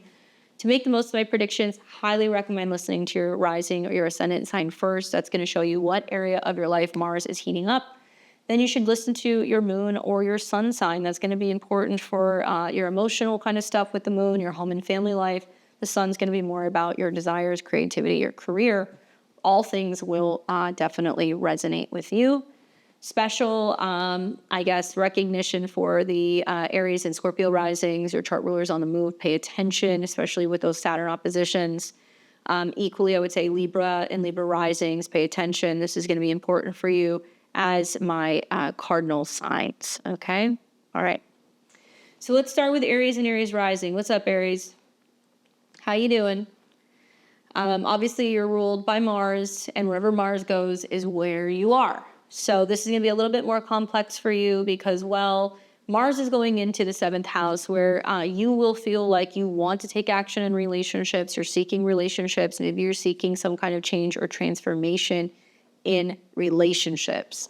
And with Mars going into the seventh, it's definitely going to kind of crank up the heat a little bit in that department. Now, I do think that this is where relationships can take center stage and there can be collaboration, but there can also be conflict that can arise. Mars doesn't just rule you, it's also connected to your eighth house of intimacy, joint finances, resources, or money. So there can be a lot of tension that can be coming up in relationships due to money. Now, that doesn't mean it's with your spouse necessarily or your therapist, although it can be if there's spending or expense issues, or maybe you're fighting an insurance claim. But it can be more about, intimacy in relationships and whether or not you're getting enough, whether or not you're feeling close enough, whether or not you feel ready or open to connect with somebody. So part of you is going to say, yes, jump into a relationship, date, be with your partner, get out there, meet people, work with a therapist, connect with people. And then the other side of you is going to go, I just don't know if I feel up to it because of the Saturn Neptune in your first house. So I would say, try to negotiate in partnerships or relationships. Obviously, Mars opposing Saturn and Neptune in your sign may challenge your identity or your goals. And if we practice diplomacy and avoid impulsive reactions in relationships, things can get better. But this is going to be a little heated for you because Mars on the descendant means other people are kind of bringing you some challenges, or they're kind of wanting to air out some conflict, and you're resisting or you're wanting to say, actually, no, I want to keep to myself, or I'd like to stay away, or I'm not sure yet. So take it easy around the time of the opposition. Stay tuned for more. I'll make another video on that opposition specifically. For Taurus and Taurus rising, you guys are going to be experiencing Mars changing signs. Mars will be going into Libra. It'll be going into your natal sixth house, which obviously deals with work, health, routines, pets, your coworkers. For you, this is going through a sign that's still ruled by Venus, so you've got that in common, but it does inconjunct or quincunx you. So there definitely is like a sense of the energy being like a little like difficult or challenging to kind of get the hang of right off the top. So Mars is traditionally associated with your seventh house of relationships, commitments, spouses, business partnerships, therapists. And it also has a direct connection with Aries, which is your 12th house of what's hidden behind the scenes, kind of private, subconscious. So this is where things that have been kind of like hanging out for you mentally or like spiritually or psychologically now is getting worked out in a very physical way. All right. So when we put it all together, the theme here with Mars going through your sixth house is really, there's more of a drive to improve your daily routines or your workplace dynamics. So some of you guys might go, it's time for me to organize my office. Maybe I'm looking for a job. Maybe I need to get back to the gym. I'm focusing on taking action in my work relationships. But what you want to watch out for, Taurus, is that there is likely going to be frustration in work and health goals. Mars loves to be in the sixth house. I think with trines to like Uranus and Pluto, it's about like finding ways to kind of bring a team together to get some work done so you can have more time behind the scenes. I do think that I would watch out for accidents, particularly with the lower back or things connected to the kidneys. There could also be, conflicts or squabbles with people at work. So frustration in work or health goals. And I think a lot of that's because of the Saturn-Neptune opposition in the 12th. Breakthroughs will come through the trine to Uranus and Pluto. So changes in how you're spending, and with your resources, how you're eating, that kind of stuff can really, help you be a little bit more productive and focus on health. And honestly, Taurus, you have to balance effort with rest. Mars wants you to work your butt off in the sixth house, and I see that it's trining Pluto in your 10th. So there's a lot of changes at work, and also there's some changes financially. But easy does it, and try to collaborate with other people so that way you can have success and not feel like you have to carry everything by yourself. Good luck. We got Gemini and Gemini rising. What's up, Gems? You guys are doing Mars in Libra, moving through your fifth house. Obviously, great place to have a Mars transit. You're really feeding off of this transit because Mars is trining Uranus in your sign and also Pluto in Aquarius. So air signs really loving this one. What can I say about the fifth house? I mean, this is a house of romance, creativity, having fun, self-expression. This is about meeting people, dating, hobbies. It's about children. And Mars is traditionally the ruler of your 11th house of friends and allies. It's also directly connected to your 6th house of schedule and routine. So there can be a sense of maybe prioritizing your own joy, your own fun, your own happiness, maybe trying to balance out your schedule a little bit or navigating scheduling or care. So if you're, working through a timeline on something you need to finish, if your kids are really taking priority, maybe if you're dealing with like a health related matter, there could be some things that make you really prioritize those things over necessarily spending time with other people. So you're going to go, well, there's stuff going on with other people or our schedules aren't aligning. Like I got to do what makes me happy or I got to prioritize this. For some of you guys, it's like, needing to get care for your kids or needing to get support for your kids so you can make time to see your friends. I think that this is just overall, it's just about passion and creativity and obviously romantic pursuits. So if you're single, you're out there, you want to mingle, get out there, meet people. Social parties and gatherings or connections can be really wonderful. It can bring romantic opportunities. I would say I would not be letting friends play matchmaker right now with Saturn in your 11th. I also don't think you're going to be looking at certain friendships as romantic possibilities, but you're ready to get out there and have fun. And creative projects and romantic, opportunities will flourish with the grand air trine, but with the Saturn-Neptune opposition, I feel like some people may not be as supportive of your creative endeavors, or they may not understand something that you're kind of going through when it comes to your love life. You might find that some friends are a little absent when you're trying to kind of prioritize something that you're working or creating. And I would express yourself boldly and set clear intentions when it comes to love as well as art. But I love this for get up and go, having fun, being spontaneous energy, and definitely travel and romance gets highlighted with this transit for you guys. Good luck. We've got Cancer and Cancer rising. You guys are going to be experiencing Mars's transit through the sign of Libra, and this will be happening in your natal 4th house. All right, so, as with all of the cardinal signs, I think you guys are all going to have a little bit of like a little bit of a go around with it. So where Aries is much more about relationship, fierceness, yours is going to be about tackling matters when it comes to the home and family. So for you, Cancer, the 4th house is a house that you're familiar with. It's about your family, your home, property, your roots, the past. It can be relationship past. It can be about places you've lived and been. And obviously, Mars is traditionally associated with your 10th house of career responsibility, and it can be bringing up themes with one of your parents. Mars is also directly connected to the 5th house, which deals with romance, creativity, and self-expression. So there can be a sense of dealing with, parent relationship dynamics that make you kind of like reevaluate how you have been with one of these parents since you were a kid. It can also be bringing up some tension and stress revolving around the actions you need to take at home, like fixing things at home, like moving, like dealing with changes in family dynamics, dealing with kids at home, and that responsibility that you have out in the workspace. It also might be a time where you feel like you're being kind of pulled away from work because there's some stuff going on emotionally or in your private life. So with the opposition, there's this drive to harmonize home life or family dynamics. And I think that it's very obvious that tensions at home are going to appear, especially with oppositions to Saturn and Neptune in your 10th house. And the positive is that, Mars is going to be trining Pluto. So it does mean that it can bring transformative family connections. It can also bring changes that can be positive with money.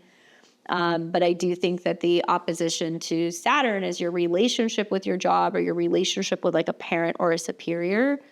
And you're not only going to want to watch the first couple of days of the opposition, you're also going to want to watch around next month when Mars is coming into a square with Jupiter in your sign, because I feel like that could be a time where you're like overdoing it, or there could be some like health related matters that could be coming up that could be kind of keeping you down or keeping you home, or some, sense of working from home, or maybe, needing to kind of change your schedule a little bit. So definitely keep your eyes out, because you're typically looking at Saturn and Neptune in your 10th as like, oh, my responsibility is my job, when in reality it's like suddenly you're rushing to actually fix or change something or take care of something at home. Mars going through the 4th house in its own right can be a little disruptive. So every time I see a sign going through that transit, I always tell them, come up with a list of things you need to work on. If you've got, pictures you've been meaning to hang, if you've got things you've been meaning to fix, if you're needing to kind of, fix a leaky faucet or maybe like change a door handle or something like that, do that while Mars is in your fourth house. And likely you will have some kind of support because it's in Libra. But watch out for some of the tense kind of communication and like relationship dynamics at home, especially if there has been a real imbalance of like the work kind of like life balance recently. All right, hopefully that's helpful for you, Cancer. Let me know what happens. We've got Leo and Leo rising. What's up, Leo? Mars is going through Libra in your natal third house, the house that deals with communication, learning, siblings, vehicles, short distance trips, gadgets. And thankfully, it's friendly with your sign. It sextiles your sign. And you're going to see actually a sextile between Mercury going direct and Mars in the third, which is really great for kind of kicking off writing projects, blogs, websites, planning travel. But the third house is where Mars is. So there's going to be more action that's going to be taken in regards to communication, writing, learning, siblings, and also, anything that's going to be online, anything that's also revolving around like traveling. Now, Mars deals with the ninth house of foreign travel, higher education, legal matters. It's also connected to the fourth house of home and family. So I could definitely see a lot of like people traveling to come and visit, you making plans to go and visit someone, documents pertaining to travel, how you're maybe contemplating or considering moving. So maybe you're looking at new areas. Certainly, I think with like the Saturn opposition, it's going to be a little tricky for you because Saturn rules relationships. So you may find it harder to like get on well with partners, or there could be separations due to distance. There could also be like having an issue with a teacher or a mentor, or having like a bit of like a philosophical squabble, maybe with a neighbor or like with a sibling. So there could be some heated debates kind of coming up with some of these transits for you. And really the theme is going to be more about strategic communication and like intellectual pursuits. So I do predict for you guys that, between like the Mercury retrograde in your sign, and also like the sextile to Mars and the Mars trine Pluto and Uranus, this will spark brilliant ideas for you, right? But Saturn and Neptune opposing this Mars transit can cause some miscommunications, and it could be matters of your belief system or things that you've learned. So I see a lot of traveling issues with these things. Sometimes I see a lot of issues revolving around like getting documents signed, or maybe it can be some, needing to double check messages and stuff like that. And I would say just really embrace innovative thinking, because with Mars trine Pluto in your seventh house, you can communicate differently or better in a powerful way with partners or friends and really get through to them. And there can also be opportunities to kind of like strategize and come together and like network with other people as well. That full moon that's going to be kind of coming in this week is going to show you very clearly where, you can work through any relational issue as long as you can have clear communication. Hopefully that's helpful for you guys. Also, don't speed with Mars in your third house. Take your time, slow down. There can definitely be, if you're rushing through emails or if you're, rushing in the car, you can have some issues here. All right, we got Virgo and Virgo rising. You guys are going to be experiencing Mars going through the sign of Libra, going through your natal second house. This house deals with money. It's about finances, your spending power, your self-esteem, your resources, physical, tangible objects. Mars deals with money owed. So there could be a lot of like back and forth with financial things, both for you as well as Pisces. Mars rules not only the eighth house of other people's money, debt, insurance, joint finances, but it's also connected to the third house of the mind, communication, cars, short distance traveling, and gadgets. So there can be a sense of wanting to spend money. Usually when Mars goes to the second house, you're spending more money on Libra things, on your partner, on luxury gifts. You're spending more money on beauty-related stuff, style changes, anything that's going to enhance something, right? It's more beauty-related. And we just, can kind of feel like money's burning a hole in our pocket. And as Mars is going through the second house, we're spending money, but there is also this lack with Saturn and Neptune in the eighth house of other people. So this could actually be some pretty fierce conversations revolving around, well, I'm having to spend money, and other people are kind of saying to you, yeah, well, I'm not covering it, or I'm not paying you your allowance, or I'm not giving you, the child support, or There could be, somebody kind of getting on your case about, well, we have to pay off our debt, or, we have this bill due and you're having to spend money on things that you actually owe. So be very, very careful with spending and expenses, especially when it comes to travel, getting gadgets, anything revolving around buying cars. You got to read the fine print on financing and stuff if that's something that you guys are wanting to do. There could also be a little bit of back and forth over cost of expenses due to traveling. So there is this drive to secure finances with Mars in the second house, and it aligns with, actions and values. I guess the positive is that Mars in the second house is that you could be, feeling this drive to make more money, and it's trining Uranus in your 10th. So through a sudden job change, you could suddenly be making money. And then Mars is also trining Pluto in the 6th. So this could be, you're spending money to, start a company, or you're spending more money on pets or on health or like wellness related things, on productivity even. So some of you guys could see, the possibility of that. On the flip side, it could mean that with Saturn and Neptune retrograde, you're getting money finally paid to you. So if you're owed in like a lawsuit, or if there has been like a tax settlement, or if there's been something that's gone on like that, money can actually be coming your way. But for sure, many Virgo risings are going to be finding that there is some pretty fierce financial kind of negotiations that are taking place, and they're going to be quite intense. Neptune rules your 7th, and Saturn represents your 5th. So it can be back and forth with a romantic partner, back and forth with a spouse. And definitely like child support, spousal support can come up for some people. And I do feel like the Saturn opposition is going to bring, it may delay gains at first. So just stay practical, make sure you're budget wisely over the next week, and definitely advocate for your worth. Just do so diplomatically. Okay. All right. Good luck. Let me know what happens. All right, we got Libra rising. Libra, all eyes are on you. As a Libra rising, I've been looking at this opposition for quite a while, because I knew this was going to be a pretty gnarly one in the Mars Neptune opposition. Like I said earlier, this is going to impact all of the cardinal signs pretty strongly. So if you happen to be about 0 to 3 degrees of Libra, Sun, Moon, or Rising, you're going to feel this quite a bit. I want to try to keep it positive as much as possible, but the reality is, Libra, is that you can't keep the peace with everybody. And I say that because Mars in the first house is very strong, okay? Mars in the first house is where it's most comfortable, which means it wants to get up, it has a morning routine, it's more self-focused, it's going to be more passionate, it's going to be more focused on its own agenda. And Mars rules the second house, so that's going to be your values, your money, your resources, your self-esteem, maybe even things that you're eating. And then Mars also rules relationships and partnerships with other people. So as Mars is going through the first house, even though it's very self-focused, my money, my needs, whatever, it is the ruler of Saturn and Neptune in the 7th. And so, just Mars going through your first house, let's say it's unaspected, would be a time where you're going to be putting yourself first. But now that it's aspected and it's coming into a square with Saturn retrograde, which means there's been some challenges in relationships, or lack of accountability with partnerships, or lack of support, or lack of guidance. Maybe you've been longing for a relationship. Maybe you've been in a relationship with somebody where things haven't really been going very well. And Saturn retrograde means that there is an easing effect of the relationships, but Mars is direct, so it's not waiting for other people to kind of like give them a clue with what directions they're going to go in. I think there's been a lot of like resentment and like working through things that have been kind of concealed while Mars has been in the 12th house. And now that it's in the first house, you're like raging war.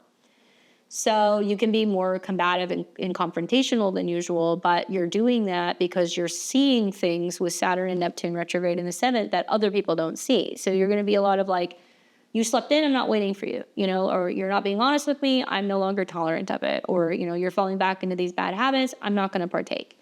And so it's really going to trigger that opposition where you got to put yourself first. And it's really about values, money, resources, or things that you genuinely believe in. The challenge here is that, Saturn and Neptune is going to represent clients, friends, partners, business partners, therapists, other people who are like, sorry, I missed your call, or I didn't see it, or, I forgot. And you're going to be like, I didn't wait for you. And you can come off as somebody who's impatient. So you got to have to kind of think about that.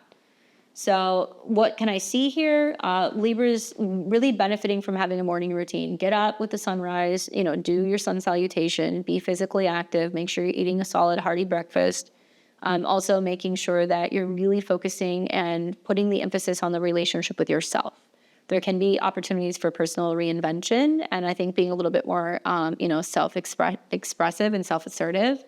But Mars in your sign is going to boost this confidence, but it will clash with Saturn and Neptune, which is going to challenge relationships. And some people are going to be like, well, why didn't you tell me? Or why didn't you wait for me? And you're going to be like, I don't have the time for this.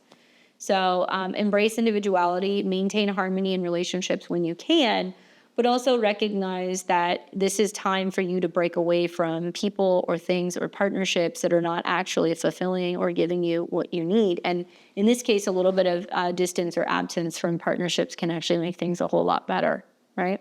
Interesting for you guys too, because the Jupiter-Venus conjunction is going to happen under this. And I think a lot of you guys are going to see this as a lot of career growth and things that are happening that are beneficial.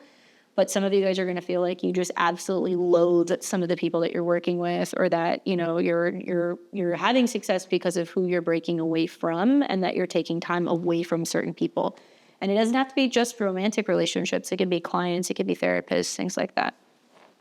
Anyway, lean into the trine to Uranus, be spontaneous, be willing to learn or travel, and the trine to Pluto. I think for a lot of you guys, you're going to feel like, actually, you know what? I'm breaking away from an old way of doing relationships. Now I'm traveling and I'm meeting somebody new while traveling, or while I'm traveling and getting some perspective or some space. It gives me some time to let relationship issues kind of cool out. Good luck, Libra. Let me know what happens.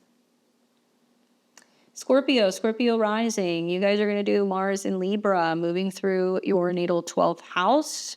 Obviously, Mars is one of your rulers and Pluto is one of your rulers, and you're going to see Mars change signs and make aspects to Pluto. So this is also pretty significant for Scorpio and Scorpio risings. I think that for you guys, because this is happening in the 12th house, it's going to be a little bit more subconscious. It's going to be a little bit more behind the scenes. 12th house is your sleep, your bedroom, foreign land, spirituality, also your self-undoing tendencies, so bad habits and things that can kind of come up. Obviously, Libra deals with relationships, so this could be some kind of concealed relationship problems or challenges kind of going on in the bedroom. And Mars also is directly connected to the 6th house, which deals with, health and habits. So, with Mars in the 12th, there can be some things that you're either doing or some bad habits that are coming up, or it could also be lack of sleep or sleep disturbances, which can be bringing up some issues with productivity, health, and habits. Anyways, anytime you see a hard aspect to Mars, it's definitely going to challenge you. So it's like you and Aries with the opposition to Saturn. Saturn represents communication, it also represents the home. So Saturn and Neptune means that there could be some issues going on when it comes to communicating with coworkers, or maybe there could be some mental stress going on, or there's some challenges revolving around your schedule and getting things done at home, which could lead to frustration with relationships and partners. So it's a little complicated. Obviously, there is this inner drive where there's passion and maybe even conflict and intensity and tension within relationships that is starting to surface. And it's really urging spiritual or emotional healing. So I have observed, with Mars, going through the 12th house, it's like there's been a lot of things that have been frustrating or stuff that's been going on behind the scenes that's manifested as sleep issues or illness, So I just tell you that so that way you guys are aware, because you can see some of the same stuff that can kind of happen for you, especially with Saturn and Neptune retrograde in your 6th. I think that the positive is that even though it's opposing Saturn, so let's say, if you're not working out or taking adequate care of your health, and God forbid, you do get a cold or you get sick or something, there's a way out of it. Mars is going to trine Pluto, your co-ruler in the 4th. Which means there's going to be some emotional purge or transformation or detox. Mars is also going to trine Uranus in your 8th house. Oh my goodness. For some Scorpio or Scorpio risings, because Uranus rules your 4th, Pluto's in your 4th, Mars is in your 12th, there is a sense of really having a deep psychological purge or clearing. I think it could also be about cleaning out closets, cleaning out things in your house, organizing things, kind of getting rid of stuff and letting things go.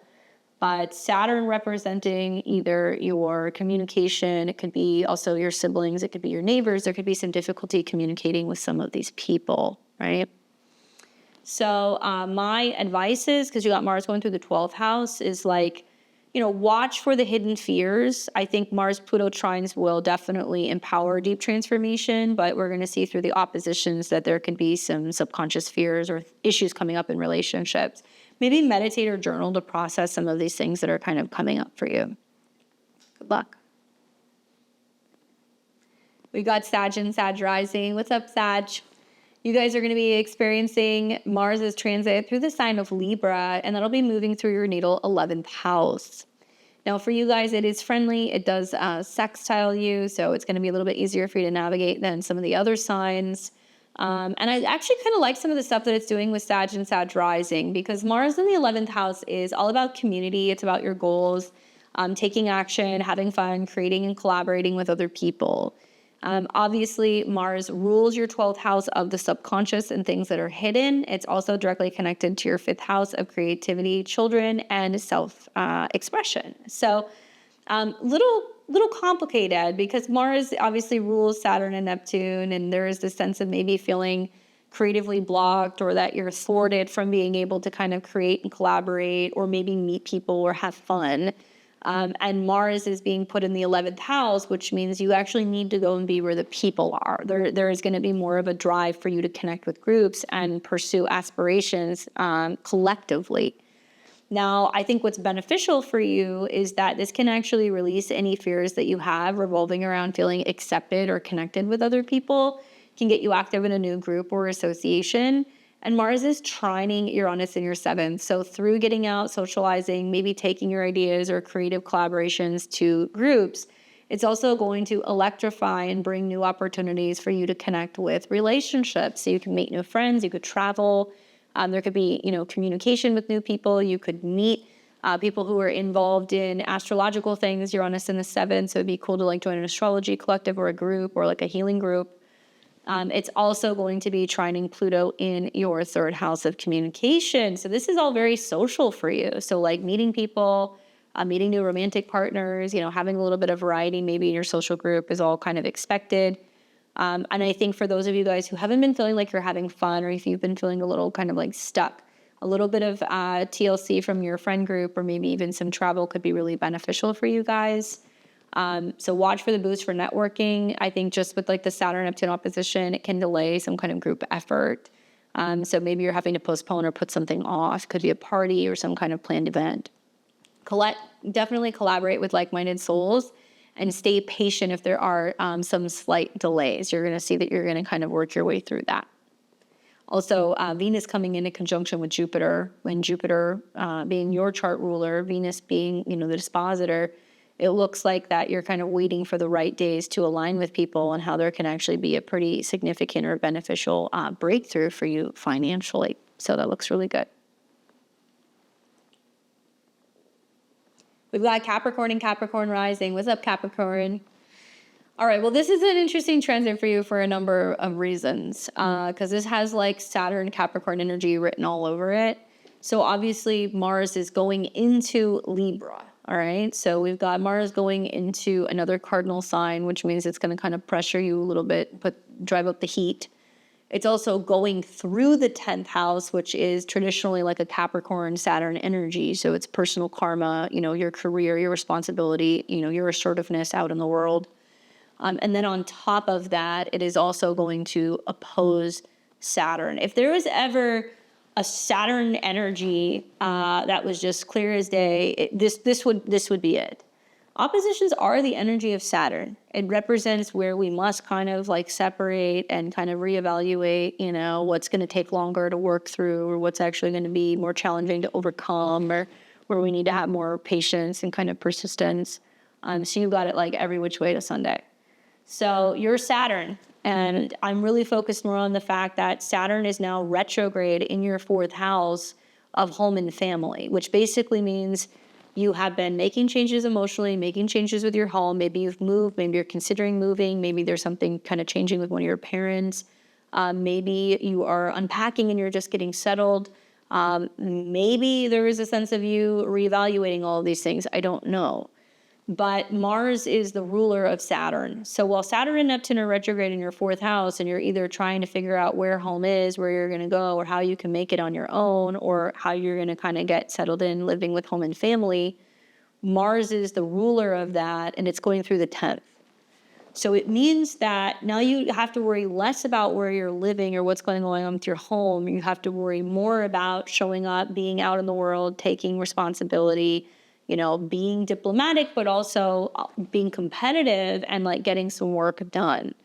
Good news is that Mars actually does very well in the 10th house. It may not perform well in Libra, but it can perform well if you're working with the right people, if you're collaborating with the right people. So you will find that with Mars going through your 10th house, it's bringing up your 11th house rulership, which is goals, community connections, and networking, and the 4th house of home and family in the past. Well, you're kind of, on one hand, being asked to be at home, but on the other hand, you're being asked to get out there and get out into the world, so you're kind of going back and forth. I would say the ambition in career or public roles are very likely, and Mars is really driving your professional goals, especially when it comes to transforming your finances or your resources with trines to Pluto, as well as trines to Uranus, which is shaking up or changing up your work or your daily routine. So like through the help of some people, money and job stuff can actually kind of turn in a positive direction. However, the opposition to Saturn and also Neptune is definitely going to create some obstacles or some confusion. And it's a lot of like, where should I be living? Where should I be working? Or, I'm looking for a job, which might incentivize me to move. Or maybe I now want to work from home, but they want me to come into the office. I need to be working, but something's going on with one of my parents and I need to be there to help take care of them. So you're kind of getting pulled in two different directions. Take it easy. Strategize career moves while maintaining clear professional boundaries and being honest about the fact that maybe your home life is in limbo. Maybe you do need to work from home for a little bit. Maybe, you are feeling like you have to get back into work, but the reality of the situation is that there's some kind of limitation revolving around your home or your family dynamic. It's a quick moving transit. And I think that for many of you guys, making changes to where you're working to better kind of suit where you're living is exactly what you guys need. Definitely curious to hear how this manifests for you guys. You'll have to let me know. We've got Aquarius and Aquarius rising. You guys are going to be experiencing Mars going through Libra in your natal 9th house and a fellow sister air sign. So it'll be trining Aquarius placements as well as Pluto, and you'll really be loving that grand air trine between Uranus and Gemini and Pluto in your sign. 9th house is definitely going to be about expansion, rapid developments when it comes to your belief, legal matters, teaching, publishing, traveling could be something else that you could see. And Mars is the ruler of your 3rd house of the mind, communication, speaking, and learning. It's also directly connected to the 10th house of career and your professional life. So traveling for work, right? Going back to school, getting a certification, getting a degree, trying to teach, trying to publish something. All of these things kind of come up. And there's definitely a passion for learning, travel, or philosophical growth here. I would say I would lean into Pluto on your ascendant, which means you could personally change and transform through kind of following the advice of a teacher, mentor, or guru and like your own professional path, and traveling might be a part of that, or learning. I also would say trines to Uranus in the 5th house keeps things fun, creative, and entertaining. So you really want to lean into that because you're traditionally ruled by Saturn. And where you're going to get nailed is Saturn in opposition to Mars, but where you have some relief is the trine to Uranus and also Pluto in your sign. So this is where being innovative, future thinking, modern is really going to benefit you, Aquarius. I think with Mars in opposition to Saturn, what you're going to find is that there is going to be a challenge to your beliefs or some delays or setbacks with traveling, document issues, signing things at appropriate times, having the feedback and the communication that you need. Maybe you feel like you're supposed to be traveling, but you don't have the time or the capability. Maybe you're feeling a little kind of mentally bogged down, and you're not feeling as enthusiastic about going out, connecting with people, or learning something new. And really, this is about listening more, speaking less, I think, with Saturn-Neptune opposition. Watch for issues with teachers, mentors, gurus, and also legal matters can kind of pop up here as well. I would be encouraging you guys to really explore new perspectives and really stay open to unexpected insights, but also having fun in new ways and being open to, transforming who you are and your belief about life and yourself in general. Good luck. Finally, we have our Pisces and Pisces risings. You guys are going to experience Mars entering into the sign of Libra. It will be going through a familiar house. It'll be moving through the 8th house, where Mars has a tendency to kind of fare a little bit better. And obviously, this is in a sign that in conjuncts or quincunxes you. So you guys don't have a lot in common. You and Taurus are going through that.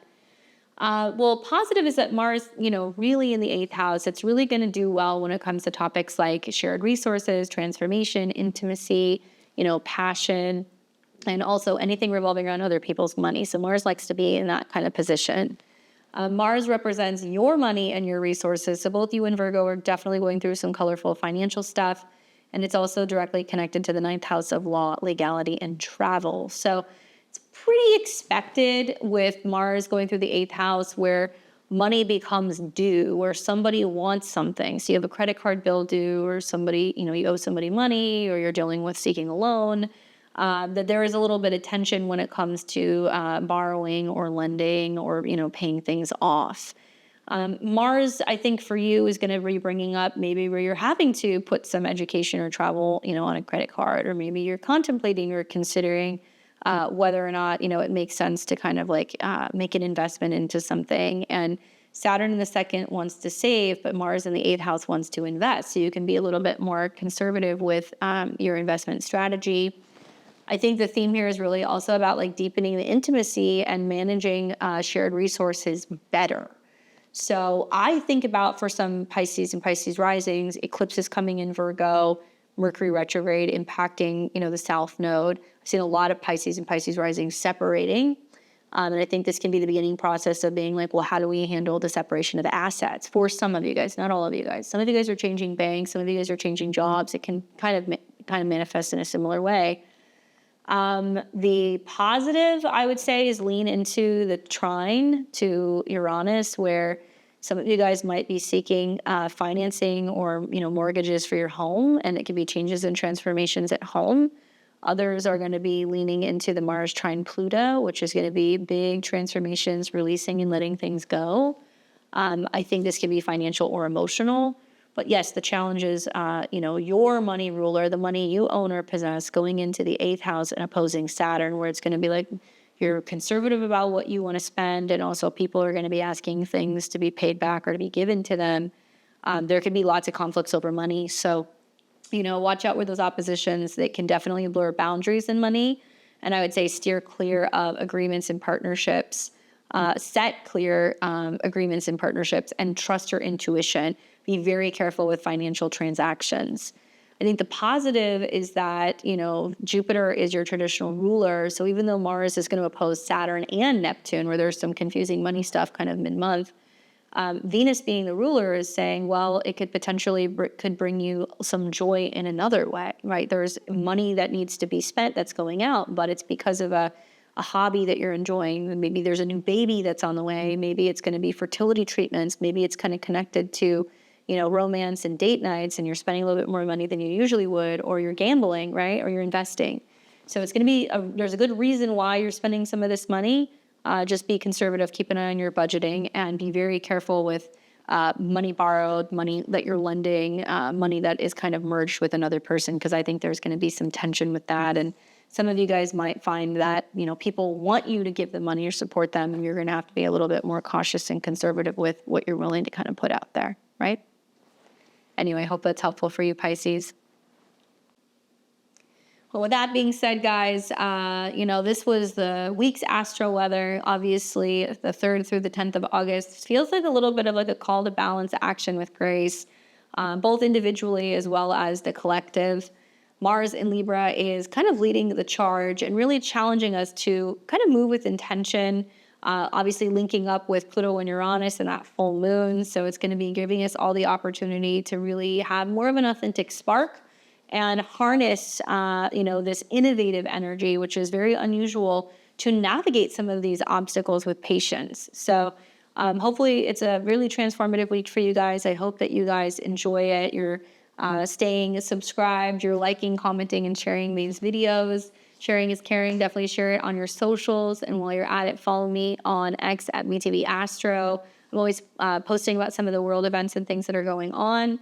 Any interaction with the channel really helps the channel grow. So a big thank you guys for your support. And definitely make sure to subscribe because we have like all kinds of new content and stuff that we're going to be kind of putting out this month throughout the retrograde. With that being said, I'll let you guys go. Enjoy the rest of your Sunday, and I will catch you guys all back here on Tuesday very soon. Take care.